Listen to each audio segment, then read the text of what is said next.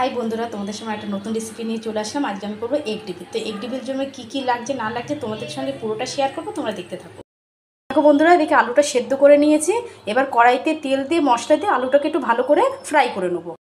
কড়াইতে তেল গরম হয়ে গেছে। এবার আদা রসুনের যেটা বেটে রেখেছে এটা আগে কড়াইতে দিয়ে দেবো, যেহেতু কোনো ভালো করে নাড়াচাড়া করে দেবো, যেটা কাঁচা গন্ধটা চলে যায়।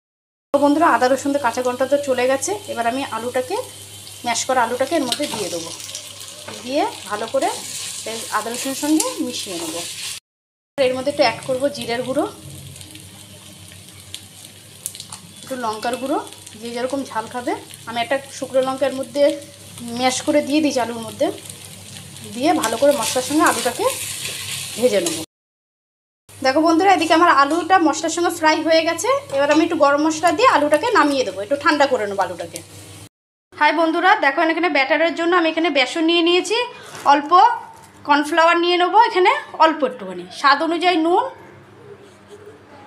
একটুখানি আদা রসুনের মধ্যে বাটাটা অল্প করে দিয়ে দেবো, আর একটুখানি গরম মশলাও দেবো, দিয়ে জল দিয়ে একটা মোটা না পাতলা একটা ব্যাটার করে নেবো। একটুখানি জল দিয়ে অল্প অল্প করে জল দিয়ে ব্যাটারটাকে করে নেবো।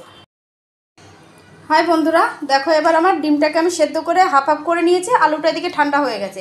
এবার অল্প আলু নেবো, হাতে করে একটু অল্প আলু নেবো, দিয়ে ডিমের মুখটা এদিকে ধরবো, ধরে হালকা করে বন্ধ করে দেবো, দিয়ে পুরো ডিমটাকে এটা দিয়ে কভার করে দেবো আলু দিয়ে। একটু করে বেশি করে আলু নেবে, নিয়ে ভালো করে কভার করে দেবে। আমার দুটো আটি ধোয়া আছে, আর দুটো হাত দিয়েই করছে। দেখো, যাতে ডিম যাতে দেখা না যায়।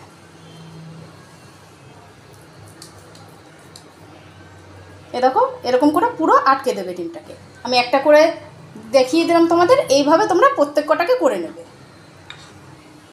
দেখো বন্ধুরা, আবার আমি ডিমের অর্ধেক অংশটা নিয়ে নিলাম। এখানে আলুটাকে একটু বেশি করে নেবে, যাতে ডিমটা পুরো কভার হয়ে যায় আলুটা দিয়ে। পুরো আলুটা দিয়ে কভার করে নেবে, পেছন ঠেছন যেন না দেখা যায়, পুরো এমন করে কভার করবে। আমার দুটো হাতই ধোয়া আছে। এ দেখো, পুরো কভার হয়ে গেছে। এবার তুমি এটা বেসনের কোটে চুবাও আর তেলে ছাড়ো, পুরো এগ ডিবিল কমপ্লিট তোমার। তো চলো, এইভাবেই প্রত্যেকটাকে তোমরা এইভাবেই করে নেবে। এদিকে আমার এগ ডিবিলের শেপ দেওয়া হয়ে গেছে। এদিকে আমি ব্যাটারটাকে একটা ঘন করে নিয়েছি, আর তেলও গরম হয়ে গেছে। এবার আমি একটা একটা করে নিয়ে ছেড়ে দেবো, ব্যাটারের মধ্যে চুবাবো। একটু ঘন ব্যাটার করেছি,